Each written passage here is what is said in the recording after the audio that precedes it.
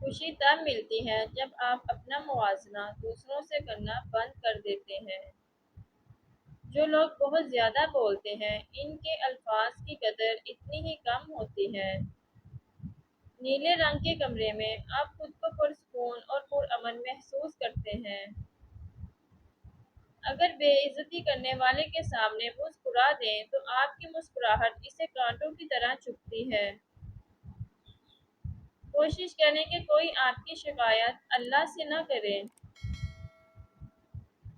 زندگی بہت خوبصورت ہے اگر سب اپنی اپنی گزاریں۔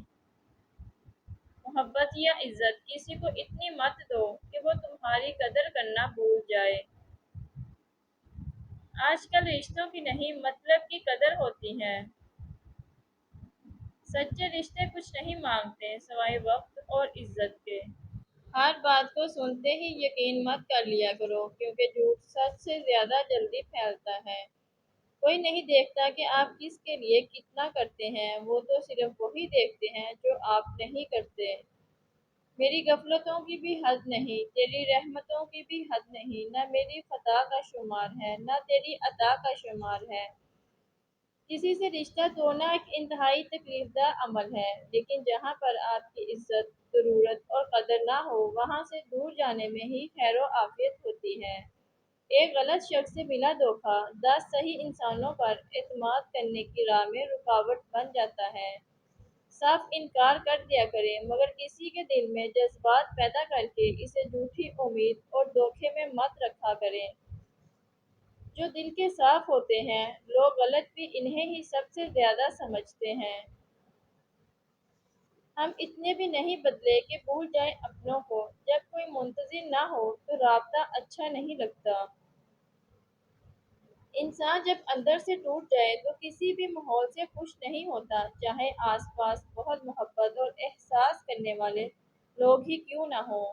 رابطے بتا دیتے ہیں کہ دل میں کتنی قدر ہے، ورنہ کہنے کو تو سبھی اپنے ہوتے ہیں۔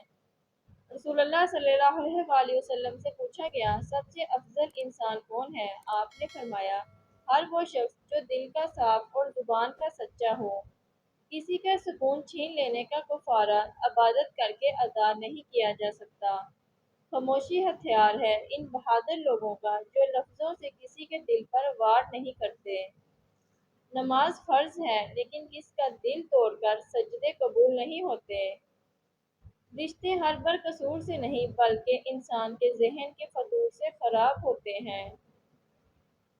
وہ شخص جسے آپ اپنے دماغ سے نہیں نکال سکتے، یہ اس بات کا ثبوت ہے کہ آپ بھی اس شخص کے دماغ میں موجود ہیں اور وہ آپ کے بارے میں سوچتا ہے۔